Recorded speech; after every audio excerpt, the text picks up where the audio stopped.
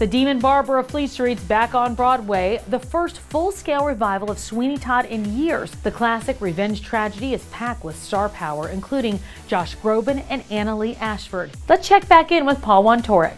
That's right, Tamsin. Already a Tony winner for You Can't Take It With You, Annaleigh Ashford is back on Broadway, wowing audiences in Sweeney Todd. We had a chance to catch up at Gallow Green. How are things down on Fleet Street? It's so good to see you. I saw you down on Fleet Street. How's the your accent work is excellent, by the way. Thank you very much. I'm talking it all the time. Was that a stressful element to this performance? I did Kinky Boots for the first year, Yeah. and all of us did the same thing. We all sort of talked in an accent all the time. Yeah. But Lauren was from the north, and Mrs. Lovett is from the south. So there's certain sounds like, it's darker in the north, like punch card, but it would be like punch cards, like if you were in the south. Little things like that. That was like, oh, it was like a mind puzzle. You are now locked into a Broadway run. The show's a hit. And you mentioned Kinky Boots, which was obviously a big moment for you in your career. Kinky Boots, you were living in the joy of being in a world with fabulous drag queens every night and Raise You Up and Jerry Mitchell full-out choreography and the energy of Kinky Boots. How's it living in the world of Sweeney Todd, which seems pretty heavy? It's a beautiful, different kind of magic. You know, it's so reminiscent to Shakespeare to me. You have this great material that's, you know, one of the all-time beautiful pieces in the American musical theater. Yeah. And it will be forever because it's so good on the page that it's everlasting. And just like Shakespeare, you look at what's on the text and you make it your own. It's like when you find a beautiful piece of garment clothing and it becomes yours. It was once somebody else's, but you put it on and you make it your own. It feels like one of those shows to me. So while every show that you do has its own magic and its ups and downs, this show feels like I'm doing a true classic. Like in all great Shakespeare, like in all great Chekhov, with all of the drama, also there has to be equal levity. So it feels like that. This show specifically is so balanced. We think of it being so dark, but Stephen Sondheim always said, well, it's a comedy. You know, he'd always be like, it's a musical comedy thriller. So I always try to lean into that. You obviously did Sunday in the Park with George with Jake Gyllenhaal. I've heard of him. He's pretty good. I don't know who you're talking about. Apparently he's like an MMA fighter now. I mean, that guy. I know. How about that? All I could think about was like, oh, good for you. I just can't imagine how many hours were spent on blood, sweat, and tears in the gym and protein. Right, because you know how committed he is. Oh, yes. He's so committed and amazing and genius person. But yeah, it was like, when he commits, he commits. Yeah, but that was a beautiful Sondheim production, Sunday in the Park with George, and you both were amazing in it. But you got to do that with Sondheim around. Now, this is sort of the first big Sondheim production with Sondheim not around. What's that like? I mean, it definitely, it's a new era now because he was so involved in all of his productions. You know, I just read an article that Patti LuPone did after Company, and she said, I miss Steve and I miss his notes. And it just felt like, a weight had been sort of lifted from me because I've been feeling that so deeply. Like, I miss him in a way that I knew I would, but creatively, the day-to-day of his presence was such a blessing, and I knew it at the time, and I knew I would miss him, but I remember our first preview, our first run-through in the room, opening night, all through previews, I would go back and read notes that he gave me from Sunday in the Park because I knew they were going to be applicable to this. I feel his spirit every day. I pray to him and go, hey, I'm excited to do these puzzles with you today, every day before the show. I talk to Angela Lansbury. Oh. You know, I say my prayers to God, and then I say hey to Steve and Angie and my grandma. Wow, I love that. Okay, they're all with you. They're all in the dressing room. Yeah, the Lunts too. We're at the Lunt. We're at the Lunt Fontaine. So I'm like, hello, Lunts. Please join us today. All the angels are there. But I do feel that even though he didn't get to be with us physically during this experience, he's all over every single page and moment. So yeah, I miss him like big time. You are such an individual And Annaleigh Ashford is, I think, one of the great stage. I mean, I'm telling you, you know, I adore you, but like just what you've done already at your young age and what I'm picturing in the future, it's an incredible career. But you're going to be your own legend that people will be talking about. But Angela Lansbury, obviously iconic, but you've also Bernadette Peters, Sign of the Park with George.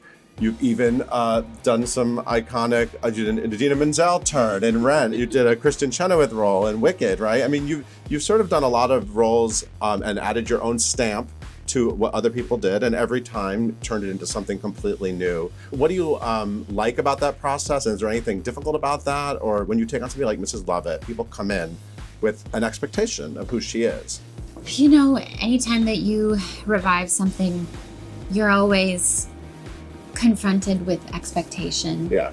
And also an obligation to carry on what somebody created before you. I always sort of feel like I've been given a roadmap by these beautiful actresses and authors, and also a piece of their divine spark, a piece of their soul that they've left behind on the page. And it's sort of my duty to honor that and them, and then also find my own way down the path. And it's always on the page. So I always just try to go back to the page, because that's what they did when they first pick up the script. You know, go back to the page and you'll find your way. You're still searching every day with the map. But man, it's been an honor to play these incredibly strong women. Dot in Sign of the Park with George and Mrs. Lovett and Sweeney Todd are two very coveted Sondheim roles. So obviously, are you setting your sights on Mama Rose at some point in Gypsy? I would love to see your Mama Rose. I always say that I'd be a great Electra. Well, sure. I want to play Electra when I'm 85. You're gonna get the call. You're gonna be like, I don't want to play Mama Rose. I want to play Electra. When I'm like at the very, I want to do it in my end days, like maybe with a walker that lights up.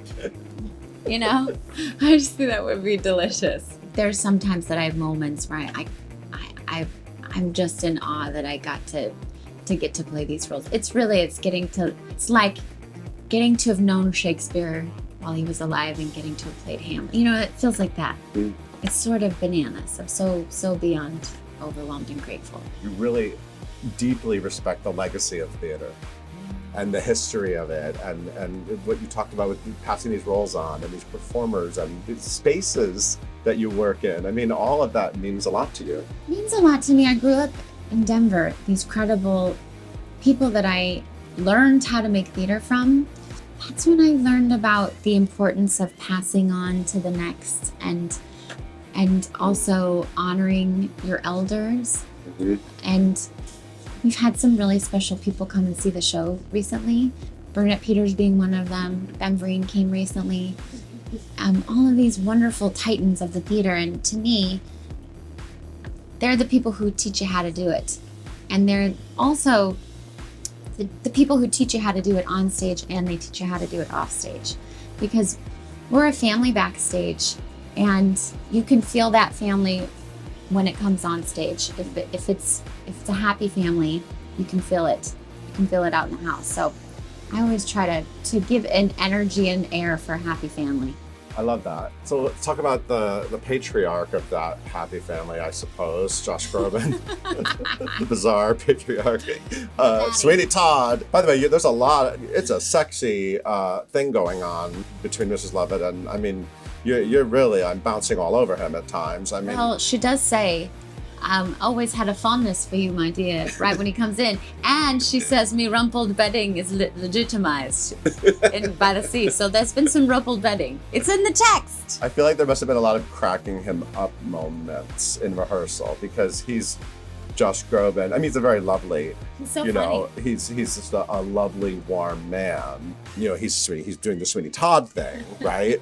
And then you're just like, going there. I mean, Josh Groban is so funny. Yeah. Remember when him and Sarah Bareilles hosted the Tonys? Yes. And they did that, like, they're so funny. So funny. Josh, and also he's like amazing at banter. I mean, he's been doing concerts for sold out arenas since he was 20. So he knows how to He knows how to tell a joke, baby. And in life, he has like a delightful sense of humor. So he's the best straight man ever. He's so fun and fantastic, and he's so accommodating of my weirdness.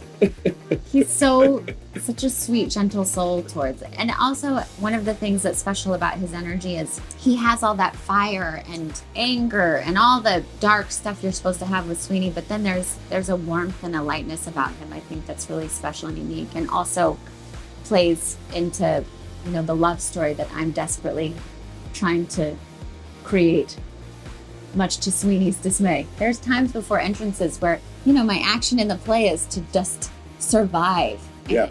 And getting to survive, one of my tactics is by having this man do life with me, take care of me, love me. That's how I can survive. And I find myself just like holding on to him. We're not on stage yet, and I'm still just leaning on him. Poor Josh.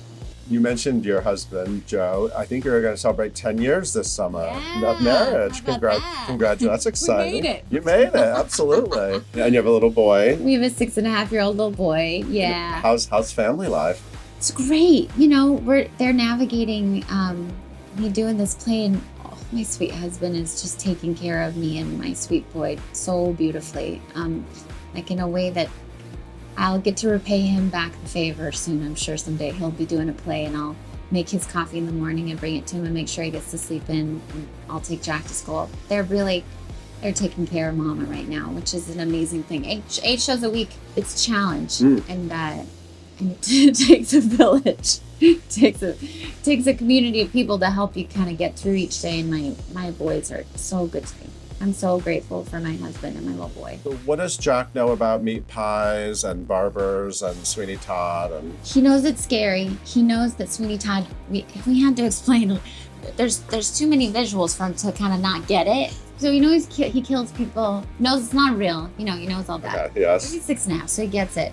But he knows that it's just a little too scary because Mommy gets thrown in an oven at the end like Hansel and Gretel. That's what he tells people. Spoiler. I can't see Sweeney Todd because my mom plays Mrs. Lovett and she gets thrown in an oven at the end like Hansel and Gretel. I don't think he knows what's in the pies. He doesn't know what's in too the much. pies. Cannibalism is like, it's a step too far for a 6.5-year-old. No. Wait till he's 8. Yeah. Then you can just For cannibalize. real. I feel like by the time he's 8, it's fine.